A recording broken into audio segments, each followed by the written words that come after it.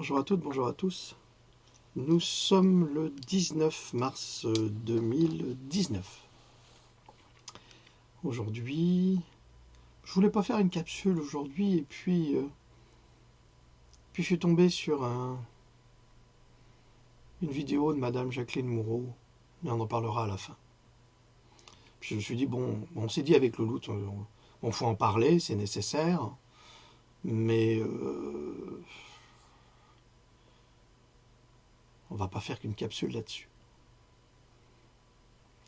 Alors je me suis replongé dans Victor Hugo, parce que j'adore Victor Hugo, moi vous le savez. Pour moi c'est l'un des... Enfin c'est pas l'un des plus grands, c'est un auteur à part. Voilà, c'est un auteur à part. Parce qu'il y a de très très grands écrivains au 19e. Hein. Ils ont tous des qualités exceptionnelles, ils sont tous géniaux, enfin tous les écrivains de cette époque, et même en France, hein, jusque dans les années 40, 50, 60, encore 70 on dira, puis après, 70. Ça commence à être la corruption à travers la politique, les écrivains pédophiles et autres, ça commence à devenir assez médiocre, je trouve. Ah, c'est ma louloute. Oui, Allô? oui, c'est à... C'est quoi? C'est la... Oui, oui, Le cri de Loulou. le cri de Louloute. Parce que Louloute était très très occupée aujourd'hui. Elle a visité sa maman et puis son frère qui est souffrant également. Donc c'est pas facile pour nous en ce moment. Donc on essaye de faire contre mauvaise fortune bon cœur. Un petit bonjour à nos amis. Oui, bonjour tout le monde. Et puis bonjour, oui, bonjour, bonjour les amis, bonjour Cococcinelle. Un petit bonjour particulier à Pascal, à Gégé, Sarah, Anissa, Faustine, enfin, j'oublie beaucoup de monde, mais voilà, un petit coucou à toutes ces gentilles personnes. Merci, Voilà. merci à vous toutes et tous qui avaient des paroles très douces et très agréables pour Louloute. Ah oui, c'est vrai. Ça la touche toujours énormément. Donc elle vous remercie du fond du cœur, vraiment. C'est sincère. C'est sincère. Donc j'ai dit que nous allions parler un petit peu de Jacqueline Moureau. Ah oui, c'est Oui, bien. c'est une bonne Il faut en chose. parler, oui, oui. Oui, c'est une nécessité. Mais avant, j'ai un petit hommage à rendre à un écrivain fabuleux. Et vous allez voir que ce texte qui a été écrit en 1852 est cruellement d'actualité. Et c'est Victor Hugo. Alors Louloute connaît ma passion pour Victor Hugo. Donc ça ne va pas la surprendre, mais elle ne savait pas que j'allais le faire. Je ne savais pas. Voilà. Donc on va commencer et je lui redonnerai la parole après parce que... Tu me coupes le sifflet là? Oui, je te coupe le sifflet. Allez, à tout de suite. À tout de suite. Hommage à Victor Hugo. J'aime bien me replonger dans les textes du passé. D'ailleurs, je ne lis jamais les contemporains, ça ne m'intéresse pas, ils ne me captivent pas. Ils n'ont pas un vocabulaire qui m'émeut, qui me bouleverse, C'est un goût personnel, hein, donc je ne lis pas les contemporains à partir des années 50, bon 60 quand même encore un peu avec Jean Cocteau. Oui, il y a quand même encore de beaux écrivains, mais après j'y arrive pas, j'y arrive plus, c'est plus possible. Donc je préfère les écrivains du XVIIe, du XVIIIe, du XIXe. Voilà. Bon, je suis peut-être un peu passéiste, peu importe. Mais on était encore dans une beauté de la langue française que j'aime et que vous aimez, puisque vous me suivez et que vous aimez cette langue. Et puis qu'on a perdu, on sait plus faire des bourgs rimés, on sait plus avoir de l'originalité littéraire, on n'a plus d'esprit. Quand on écoute les journalistes, enfin les mainstream journalistes, hein, les mauvais, c'est catastrophique. le niveau culturel est lamentable, lamentable. Et ça s'autocongratule, et ça se cire les pompes, et ça se lèche les pieds, et puis ça baise ensemble. Et comme le disait un journaliste dont je vais vous parler tout à l'heure, qui est un journaliste remarquable de TV Liberté, qui a fait un plaidoyer extraordinaire, extraordinaire, avec les Gilets jaunes. On va commencer par... Alors, je reprends Victor Hugo, mais je l'adapte un tout petit peu. Je ne me prends pas du tout pour Victor Hugo, c'est pas ça. C'est que j'utilise la compétence et l'intelligence brillante, lumineuse de Victor Hugo, et je l'adapte à notre époque. C'est-à-dire que je remplace les noms. Il écrivait, en 1852, « Le peuple souverain est interrogé sur cette question. » Deux points, ouvrez les guillemets. Le peuple français entend-il se remettre pieds et poings liés à la discrétion de M. Emmanuel Macron? Bon, à l'origine, c'est Napoléon Bonaparte, Louis-Napoléon Bonaparte. Donc pas l'empereur, Napoléon Bonaparte, le premier, mais le second. Article 1er. La Constitution reconnaît, confirme et garantit les grands principes proclamés en 1789 et qui sont la base du droit public des Français. Article 2e et suivant.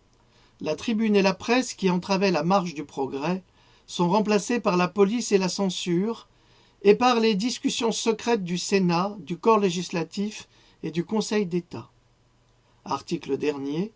Cette chose qu'on appelait l'intelligence humaine est supprimée. Fait au Palais des Tuileries le 14 janvier 1852, Victor Hugo, Napoléon le Petit.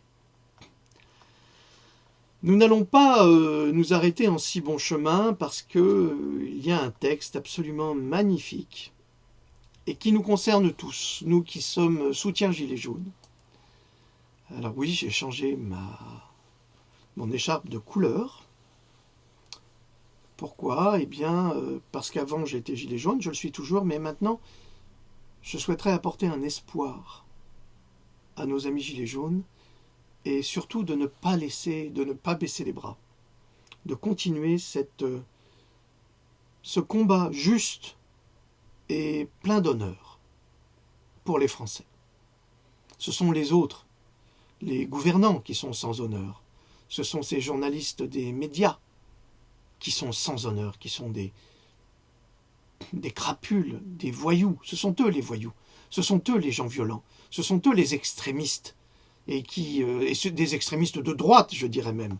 Ou parce que les extrémistes de gauche, c'est la même chose. Regardez Staline. C'était un extrémiste de gauche. Pinochet était un extrémiste de droite. Hitler était un extrémiste de gauche. Ben oui, le national-socialisme. C'est bien ce que ça représente. Monsieur Mitterrand, qui a été décoré de la Francisque, était d'extrême droite, avant d'embrasser le socialisme, qu'il a toujours méprisé. Mais ce que je reconnais à monsieur Mitterrand, c'était sa grande culture et son talent d'orateur. On n'a pas eu, après De Gaulle et Mitterrand, de présidents grands orateurs. Le dernier est un fou sociopathe qui s'est pris pour Hitler à un moment, mais qui continue d'ailleurs. Donc Victor Hugo a écrit ce texte merveilleux que vous trouverez dans Napoléon le Petit. On se réveillera. Excusez-moi. On se réveillera, mais cela ne sera pas. On se réveillera. Ce live n'a pas d'autre but que de secouer ce sommeil. La France ne doit pas même adhérer à ce gouvernement par le consentement de la léthargie. À de certaines heures, en de certains lieux, à de certaines ombres, dormir, c'est mourir. Ajoutons qu'au moment où nous sommes, la France, chose étrange à dire, et pourtant réelle, ne sait rien de ce qui s'est passé le 16 mars 2019, et depuis, on le sait mal, et c'est là qu'elle excuse. Cependant, grâce à plusieurs publications généreuses et courageuses, les faits commencent à percer. Ce live est destiné à en mettre quelques-uns en lumière et, s'il plaît à Dieu, à les présenter tous sous leur vrai jour. Il importe qu'on sache un peu ce que c'est que M. Macron. À l'heure qu'il est, grâce à la suppression de la tribune, grâce à la suppression de la presse, grâce à la suppression de la parole, de la liberté et de la vérité, suppression qui a eu pour résultat de tout permettre à M. Macron, mais qui a, en même temps pour effet de frapper de nullité tous ses actes sans exception, y compris l'inqualifiable loi des 11 vaccins, celle sur l'interdiction de manifester, grâce, dirons-nous, à cet étouffement de toute plainte et de toute clarté. Aucune chose, aucun homme, aucun fait n'ont leur vraie figure et ne portent leur vrai nom. Le crime de M. Macron n'est pas crime. Il s'appelle fausse nécessité. Le guet-apens de M. Macron n'est pas guet-apens. Il s'appelle défense de l'ordre. Les vols de M. Macron ne sont pas vols. Ils s'appellent mesures d'État. Les meurtres de M. Macron ne sont pas meurtres. Ils s'appellent salut public. Les complices de M. Macron ne sont pas des malfaiteurs. Ils s'appellent magistrats, sénateurs, ministres et conseillers d'État. Les adversaires de M. Macron ne sont pas les soldats de la loi et du droit. Ils s'appellent non pas Castaner, mais Gilets jaunes, alors que Castaner est démagogue et partageux. Aux yeux de la France, aux yeux de l'Europe, le 16 mars est encore masqué.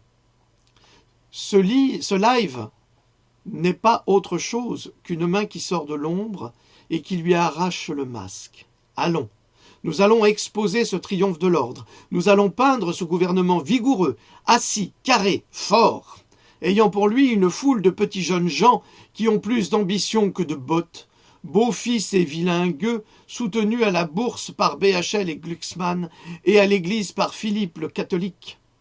Estimés des femmes qui veulent être filles et des hommes qui veulent être préfets. Appuyés sur la coalition des prostitutions, donnant des fêtes, faisant des cardinaux, des députés européens, portant cravate blanche et claque sous le bras, gantés beurre frais comme Blanquer, vernis à neuf comme Benalla, frais brossés comme le maire riche, élégant, propre, doré, brossé, joyeux, né dans une mare de sang. Oui, on se réveillera. Oui, on sortira de cette torpeur qui, pour un tel peuple, est la honte. Et quand la France sera réveillée, quand elle ouvrira les yeux, quand elle distinguera, quand elle verra ce qu'elle a devant elle et à côté d'elle, elle reculera. Cette France, avec un frémissement terrible, devant ce monstrueux forfait qui a osé l'épouser dans les ténèbres et dont elle a partagé le lit. Alors l'heure suprême sonnera.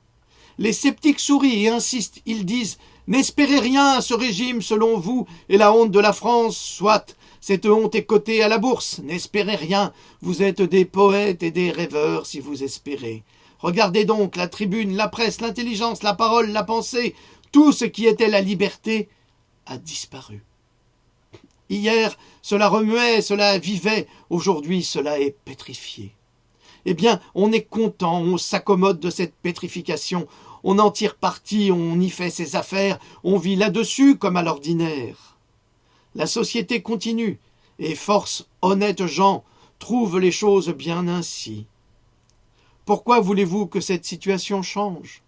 Pourquoi voulez-vous que cette situation finisse? Ne vous faites pas illusion, ceci est solide, ceci est stable, ceci est le présent et l'avenir. Nous sommes en Russie, la Neva est prise. La Neva, c'est le fleuve qui coule devant Moscou. On bâtit des maisons dessus, de lourds chariots lui marchent sur le dos. Ce n'est plus de l'eau, c'est de la roche. Les passants vont et viennent sur ce marbre qui a été un fleuve. On improvise une ville, on trace des rues, on ouvre des boutiques, on vend, on achète, on boit, on mange, on dort, on allume du feu sur cette eau. On peut tout se permettre. Ne craignez rien. Faites ce qu'il vous plaira, riez, dansez, c'est plus solide que la terre ferme. Vraiment, cela sonne sous le pied comme du granit. Vive l'hiver, vive la glace. En voilà pour l'éternité. Et regardez le ciel, est-il jour, est-il nuit? Une lueur blafarde et blême se traîne sur la neige. On dirait que le soleil meurt. Non, tu ne meurs pas. Liberté. Un de ces jours, au moment où on s'y attendra le moins, à l'heure même où on t'aura le plus profondément oublié, tu te lèveras. Ô éblouissement! On verra tout à coup ta face d'astre sortir de terre et resplendir à l'horizon. Sur toute cette neige, sur toute cette glace, sur cette plaine dure et blanche, sur cette eau devenue bloc, sur tout cet infâme hiver, tu lanceras ta flèche d'or, ton ardent et éclatant rayon, la lumière, la chaleur de la vie. Et alors, écoutez, entendez-vous ce bruit sourd? Entendez-vous ce craquement profond et formidable? C'est la débâcle.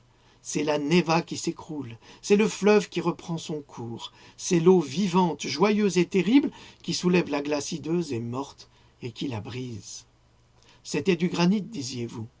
Voyez, cela se fend comme une vitre. C'est la débâcle, vous dis-je. C'est la vérité qui revient. C'est le progrès qui recommence. C'est l'humanité qui se remet en marche et qui charrie, entraîne, arrache, emporte, heurte, mêle, écrase et noie dans ses flots, comme les pauvres misérables, meubles d'une masure non seulement l'empire tout neuf d'Emmanuel Macron, mais toutes les constructions et toutes les œuvres de l'antique despotisme éternel. Regardez passer tout cela. Cela disparaît à jamais. Vous ne le reverrez plus. Cela, il va demi submerger. C'est le vieux code d'iniquité. Ce tréteau qui s'engloutit, c'est le trône. Cet autre tréteau qui s'en va, c'est l'échafaud. Et pour cet engloutissement immense, pour cette victoire suprême de la vie sur la mort, qu'a-t-il fallu? Un de tes regards, ô soleil, un de tes rayons, ô liberté.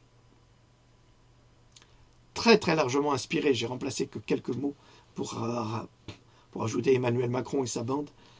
Victor Hugo, Napoléon le Petit, 1852. Alors Louloute, elle ne connaissait pas ce texte. Alors, qu'est-ce que tu en as pensé? Oh, mais c'est magnifique, c'est formidable ce que tu fais là. Non, c'est pas ce que je fais, c'est Victor Hugo. Oui, bien sûr, mais après il faut le reprendre, après il faut le connaître, il faut savoir que voilà, il a écrit ça. Je sais que tu le connais très bien. Non, c'est formidable et puis c'est tout. C'est toi, je dis ça. Voilà. C'est toi. Bon, ça c'est entre nous. Hein. C'est notre petite histoire à nous. Alors, je voulais vous montrer une photo. Une photo, vous allez me dire, mais cette photo-là, c'est pas une photo, c'est une photo 3D. On met ça dans un appareil, puis on a de la 3D. Alors, regardez bien cet homme, parce que c'est très important. Regardez bien cet homme. Évidemment, c'est aux États-Unis. Alors, ce monsieur, sur la photo de gauche, vous voyez le vice-président de Monsanto, une compagnie qui empoisonne tout ce que nous consommons. Sur la photo de droite, vous voyez l'actuel député de la Food and Drug Administration, la FDA, soit le département qui détermine la nourriture et les médicaments autorisés aux États-Unis. Cette agence officielle est justement censée protéger le peuple des agissements des compagnies comme Monsanto, et c'est parfaitement légal. Donc voilà pourquoi nous sommes empoisonnés, voilà pourquoi nos enfants sont en train de crever, parce que Monsanto a placé, c'est le vice-président, ses principaux actionnaires au cœur même de la santé. Ah, c'est sûr que la santé ne peut pas aller bien avec ce genre de personnage au pouvoir, parce qu'il a le pouvoir de décider ce qu'on va mettre dans les vaccins, puisqu'il y a du glyphosate dans les vaccins à travers le porc, donc ce qu'on donne aux animaux comme nourriture, ce qu'on leur donne comme vaccin, voilà qui est cet homme. Donc conflit d'intérêts phénoménaux, mais ça passe inaperçu. On a la même chose en France, vous le savez. Je vous ai parlé tout à l'heure d'un journaliste extraordinaire qui s'appelle Martial Bild. Et oui, il y a des journalistes extraordinaires qui sont des journalistes français d'information libre. Il est le directeur des programmes de TV Liberté sur le traitement médiatique des Gilets jaunes. Et il a fait Vous pouvez trouver ça sur ma page Facebook et sur Cogito. Cogito. Il a fait un plaidoyer extraordinaire. Donc je vais vous le montrer au début parce que ça dure quand même 14 minutes. Donc, et je vous demande d'aller l'écouter. Il n'y a pas qu'une voiture qui est allumée, on a aussi un ministre de l'Intérieur qui est allumé, un président de la République. Nous avons un gouvernement d'allumés, de bons à rien, d'abrutis, qui viennent dans un premier temps vous expliquer. Si dans le fond, s'il vous plaît, si dans le fond vous pouviez, parce que je vous promets qu'on entend d'ici les discussions et que c'est pas agréable pour la personne qui parle. Donc, merci de faire cet effort. Un gouvernement qui croit que quand il y a des manifestations populaires dans la rue, on peut aller le soir en boîte de nuit avec ses amis ou son ami IE.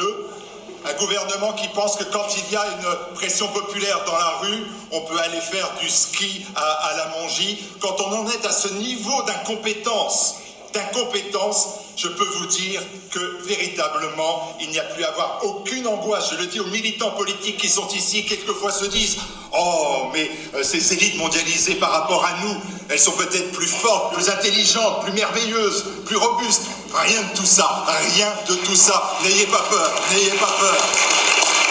Et alors c'est le même président de la République hier soir qui, arrivant du ski, arrive place Beauvau et déclare que la République, on cherche à détruire la République, on cherche à détruire la démocratie. Alors là encore, je dois dire que les bras m'en tombent, comme disait mon ami Roger Olindre. La France n'est plus une démocratie. Et j'en veux pour preuve le thème qui est le mien, qui est celui qui m'a été donné, le traitement médiatique à charge contre les Gilets jaunes. La France n'est décidément plus une démocratie, elle est devenue une médiacratie. Ce ne sont plus les citoyens français qui ont le pouvoir, et pas même ceux qui se veulent leurs représentants dans les assemblées. L'organisation sociale, politique de notre pays est dominée par les médias, s'érigeant en premier pouvoir dans l'État. Et la légitime révolte des Gilets jaunes aura permis de mettre à jour cette évidence. Et les manifestants qui sont descendus dans la rue, les sincères, dès le 17 novembre, le 27 novembre, ne s'y sont pas trompés, ciblant dans leurs critiques les politiciens, bien sûr, mais aussi les journalistes, pas tous évidemment, mais ceux qui appartiennent à la caste médiatique. La démocratie a cédé la place à la médiatique. Alors, je vous encourage à écouter la suite de ce formidable plaidoyer qui est bourré d'intelligence, car cet homme est un homme extraordinaire, c'est Martial Bild, qui est un homme très cultivé, ce qui est rare, surtout au niveau des journalistes. C'est un homme qui a des lettres, c'est un homme qui a de l'intelligence et surtout qui a de la jugeote. C'est quelqu'un qui est très respectueux et qui mérite d'être très respecté. Moi, j'ai toujours apprécié ce monsieur qui s'est toujours montré très digne dans toutes ses interviews et très respectueux de ses interlocuteurs, sans jamais leur couper la parole forcément, en les respectant. Donc, regardez cela, ça va peut-être vous réconcilier avec certains excellents journalistes. Alors, vous savez que maintenant j'ai pris l'habitude de vous montrer des séquences à la fois bouleversantes et touchantes. Hein, on dit que les chiens et les chats sont sales, enfin bref. On dit tout et n'importe quoi. Je vous rappelle quand même que les enfants qui vivent à proximité des animaux de compagnie renforcent bien davantage leur défense immunitaire. Alors voilà.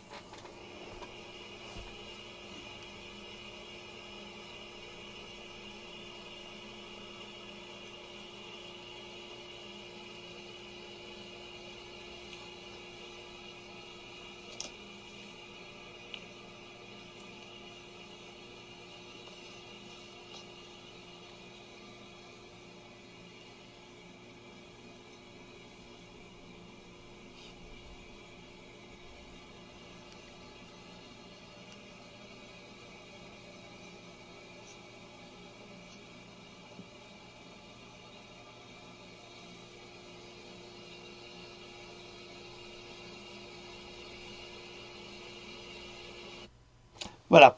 Alors, qu'on ne vienne pas nous dire que les animaux n'ont pas d'âme. Ce chien et ce chat, ils n'ont pas été posés là pour faire une vidéo. Ce sont eux qui sont venus et qui protègent cet enfant et qui le calment. Parce qu'ils ont des moyens de communication que les adultes ont oubliés. Mais les bébés, ils communiquent très très bien avec les animaux. Et il y a une très très belle interaction qui se fait au quotidien. Alors, l'objet de cette capsule, c'était Madame Jacqueline Moureau. Alors, Jacqueline Moureau, c'est quand même tout un poème, hein.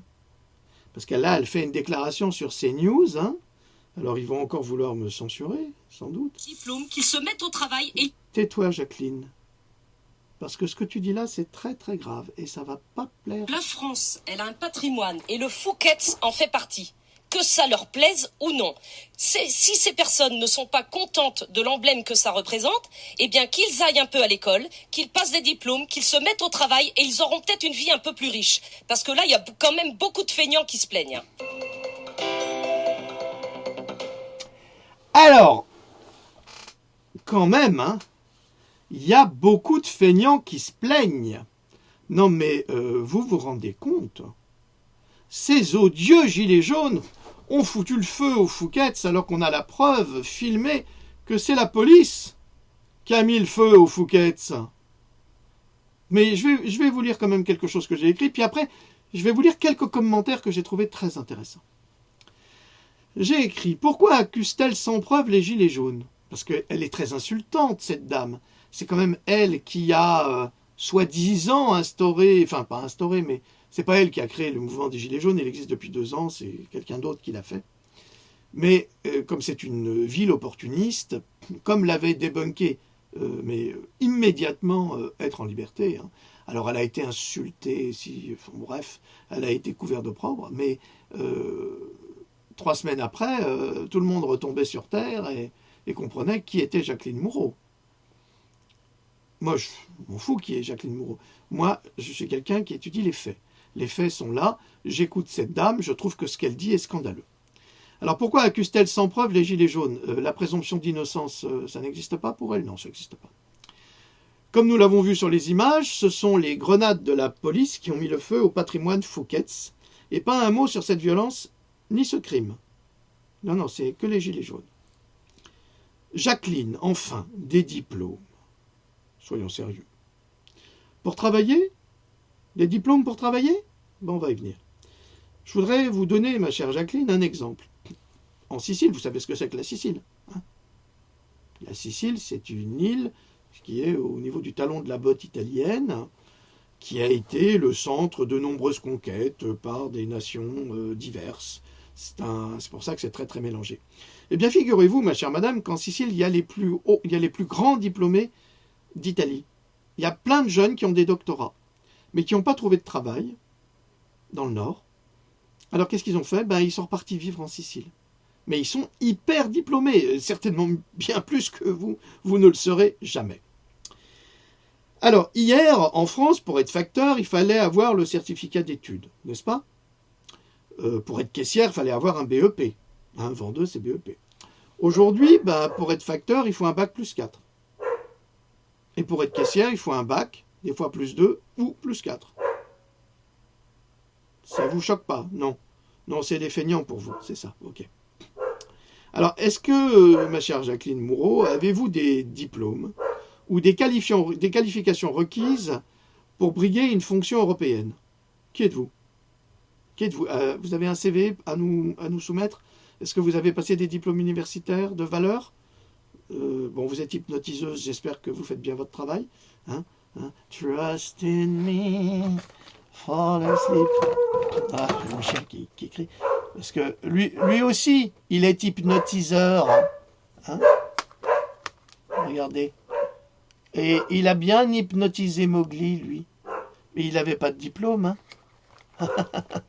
Mais on sait comment il a hypnotisé. Trust in me. Croyez-moi.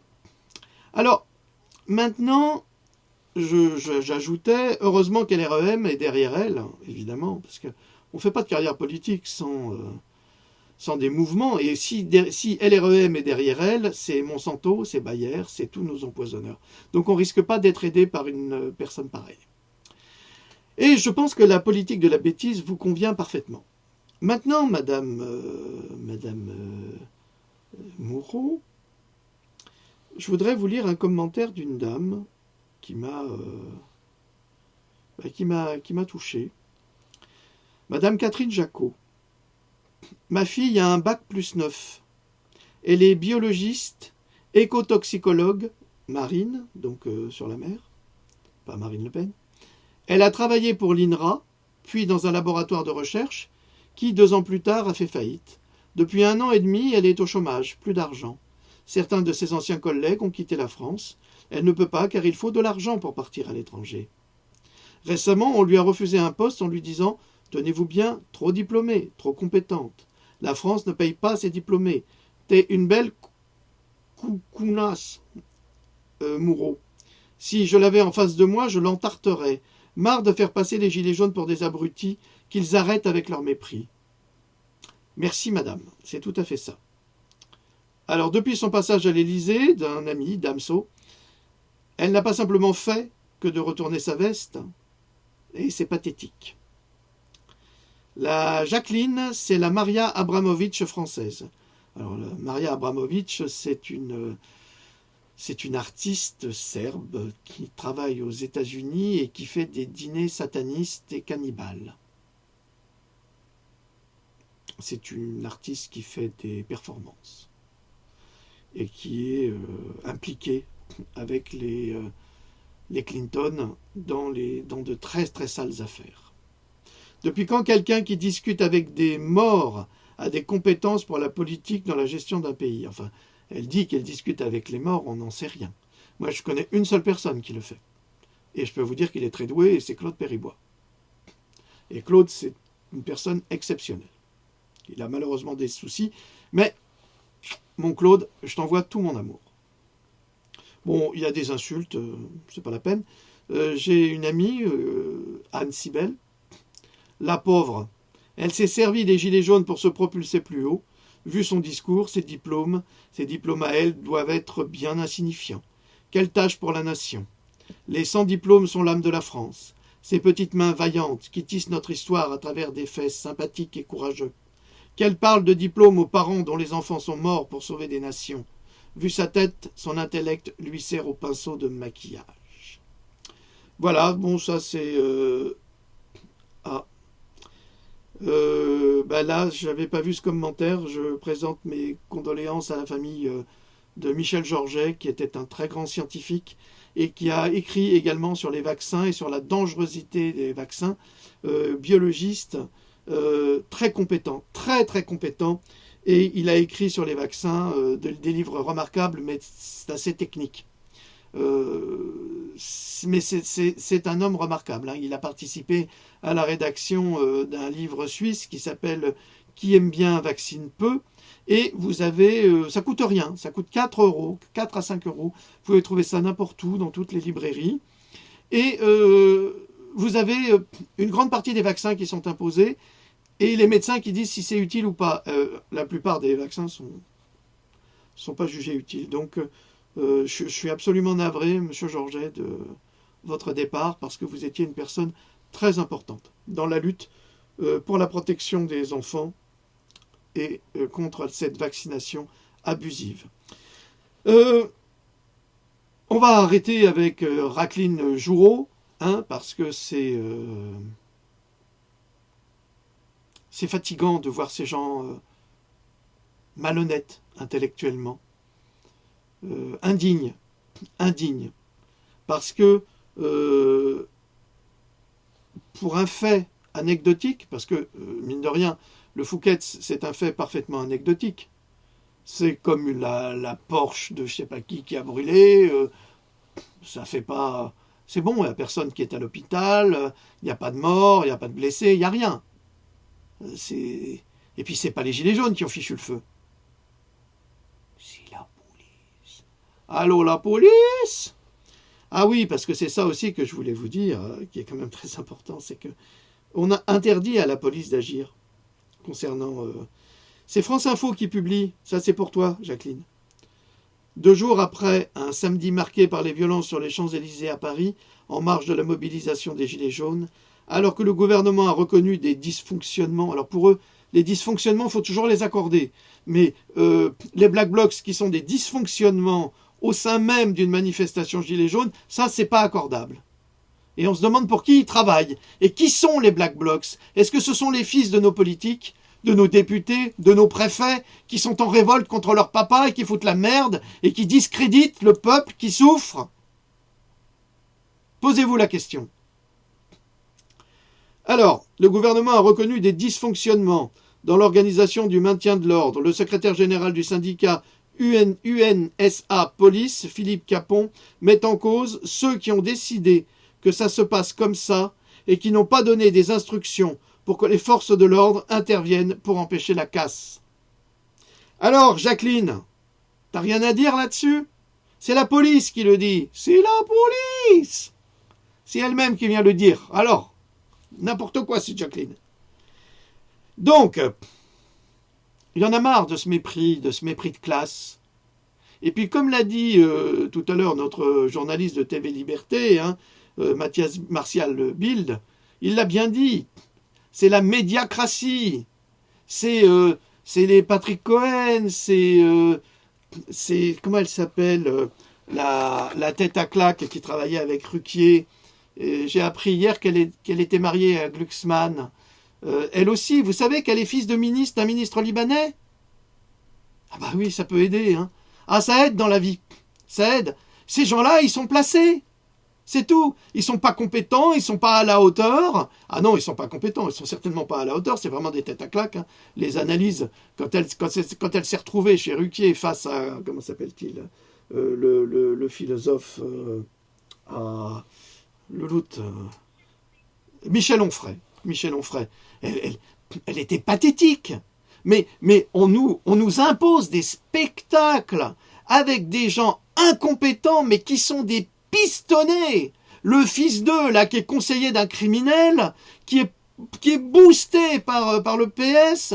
Et puis quelqu'un qui dit hier, oui, au moins c'est des voix que Macron n'aura pas. Mais vous croyez que c'est les mêmes? Il a commencé au PS, l'autre crapule. Non mais je rêve. Il faut arrêter de nous prendre pour des crétins. On en a marre de cette oligarchie, on en a marre de ces mecs qui sont poussés là. Qu'est-ce qu'il fout là, Patrick Cohen? Il nous casse les pieds, il est minable, c'est un mauvais journaliste, c'est un propagandiste, comme disait Dupont-Aignan, monsieur Dupont-Aignan quand même. Il disait que c'est un cireur de pompe, et l'autre il s'est offusqué là comme une vieille femme. Mais soit on rigole, soit on se tait. Soit on dit, bah oui, je suis un cireur de pompe, je suis payé pour ça, c'est mon boulot, c'est mon job. Ils ont aucun honneur, aucune fierté. C'est de la lâcheté au quotidien. Et puis, ils sont en petits groupes, comme ça, avec Pierre Lescure, et puis l'autre tarte, là, celle, la madame déloyale. Ah, vous avez insulté Patrick, je ne suis pas contente. Non, pas avant que vous vous excusiez. Vous excusez de quoi? L'autre, il insulte tout le monde. Personne n'excuse. Est-ce qu'on va continuer longtemps à se faire empapaouter par ces crétins? C'est quand même extraordinaire. Mais c'est pour ça que les gilets jaunes n'y tiennent plus. Ils en ont marre. Ils n'ont plus rien à bouffer. Ils peuvent même pas faire réparer leur voiture. Donc elles vont à la casse. Ils sont obligés d'aller au boulot en vélo, et encore s'il y a du boulot, puisque toutes les grandes entreprises, elles ferment, elles se cassent, elles profitent du CICE de Macron et de Hollande, et puis après, salut les gars, tous les grands supermarchés, Carrefour par exemple, il a rien reversé quand il a touché le CICE, et il a tout reversé, il a tout donné, le CICE, à ses actionnaires. Mais c'est tous pareil, c'est tous des crapules, et tous fonctionnent ensemble. C'est quand même... Moi je comprends pas ce pays. Puis on accepte. Alors, et quand les gilets jaunes, ils disent « Ah bah merde, on veut plus de ça !» Alors, c'est des terroristes, c'est des gens ultra-violents, c'est des antisémites. Ah là, c'est des antisémites. Ah, ils sont contre les juifs. Ah, ça, c'est des sales antisémites. Et pourtant, parmi les gilets jaunes, il y a plein de juifs. Ah, c'est des xénophobes, ils n'aiment pas les Arabes et les Noirs. Et pourtant, il y a aussi des Arabes et des Noirs. Et il y a aussi des ouvriers arabes et noirs. Hein. Les gilets jaunes, ça englobe tout le monde. Alors, antisémites, homophobes, contre les homosexuels ou les gays. Moi, franchement, j'ai pas vu de gilets jaunes qui se préoccupaient des homosexuels ou des gays. Hein. Ils en ont rien à faire. Ah non, ils parlent juste de pédophilie. C'est pas tout à fait la même chose. Hein. Je glisse ça comme ça. Donc, Bernard-Henri Lévy, ils veulent casser du flic, du juif et du PD. On dirait, on se croirait dans les années 30. Ouais. Avec la milice française. C'est la milice française, c'est eux qui veulent casser c'est pas les gilets jaunes. C'est eux qui les accusent, c'est eux qui font du double discours, c'est eux qui projettent leur désir de croire que c'est possible, que les gilets jaunes, ils veulent casser du juif et du flic et du PD. Mais sincèrement, si les gilets jaunes, si ces êtres humains, si ces Français, si ces citoyens qui portent un gilet jaune voulaient vraiment casser du juif, du flic et du PD, avec le nombre de gilets jaunes qu'il y a dans la rue, mais la police serait vite débordée, serait vite écrasée, il n'y aurait plus de flics dans la rue. Réfléchissez. C'est le nombre. Regardez une fourmi. Une fourmi dans la nature, c'est rien. Mais 10 millions de fourmis. Hein? Les fourmis en Amérique du Sud, la marabunta, vous savez ce que c'est? C'est des fourmis qui fonctionnent, c'est des milliers. Et bien, partout où elles passent, l'aigre y rapace. Non, non, pas du tout. Partout où elles passent, la marabunta, elles bouffent tout. Ils détruisent tout. On ne peut pas les arrêter. C'est impossible. Alors, si ces gilets jaunes décident d'être comme des marabuntas, ces grosses fourmis, mais je vous assure que rien ne pourra les arrêter. En revanche, ce que veut faire Macron, parce que c'est un provocateur, parce que c'est un voyou, ah oui, c'est un voyou, il a tout fait, il a tout manigancé pour que ça se passe comme ça. Son objectif, c'est, alors maintenant ils veulent interdire les manifestations le samedi. Eh ben c'est pas grave, on les fera le dimanche. Qu'est-ce que ça change? Ça change quoi? C'est stupide. Il y a 7 jours quand même. Et puis si on le faisait en cours de semaine, des manifestations, j'en sais rien. Si les gilets jaunes décident de... Allez, c'est mardi, on va y aller. Hein, on va paralyser la France. Mais si les gilets jaunes décident de changer de méthode, moi je vous ai dit, c'est pacifique, c'est restez chez vous, n'allez plus travailler, ne consommez plus, ne donnez plus d'argent avec votre carte, retirez votre argent des banques, payez en liquide. Bon, évidemment, c'est facile à dire, surtout quand nos comptes en banque sont... et surtout si au 15 du mois, on ne sait plus quoi mettre dans le frigo. Donc, mais ça, ils le savent hein, au-dessus. Ils le savent. D'ailleurs, leur objectif, c'est de favoriser les crédits à la consommation pour que vous achetiez à manger. Est-ce que... non, mais on aurait dit ça il y a 20 ans. Il y a 20 ans. On aurait dit... tiens, tu vas faire un crédit pour aller chez Lidl des jeunes? L'autre, il vous aurait regardé. Non, mais t'es pas malade. Faire un crédit pour aller remplir un caddie. Jamais. Eh bien, aujourd'hui, c'est ce qui se passe. Donc, la pauvreté, si vous voulez, c'est un outil. C'est un outil de pression de la part de ces riches et des banquiers. Parce qu'ils en profitent encore pour s'enrichir. Vous êtes pauvre, vous n'avez plus de sous, vous tirez sur la carte parce qu'il faut manger, mais vous avez des agios. Et après, les agios, ça s'accumule. Et quand votre salaire arrive, il n'y a plus rien. Parce qu'il fallait payer les agios. Et donc, c'est un cercle infernal. Mais j'avais cru qu'il y avait des lois contre l'usure. Parce que c'est ça l'usure. C'est ça l'escroquerie. Et qui c'est qui profite de tout ça?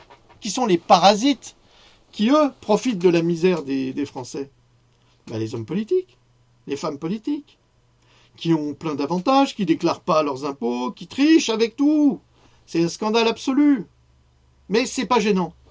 Macron qui triche aussi sur sa qui a triché sur sa fiche d'impôt. Normalement, il n'aurait même pas dû être élu. Pourquoi? Parce qu'il n'avait pas déclaré 500 000 euros investis dans sa maison du Touquet. Il ne les a pas déclarés. C'est illégal. Alors, vous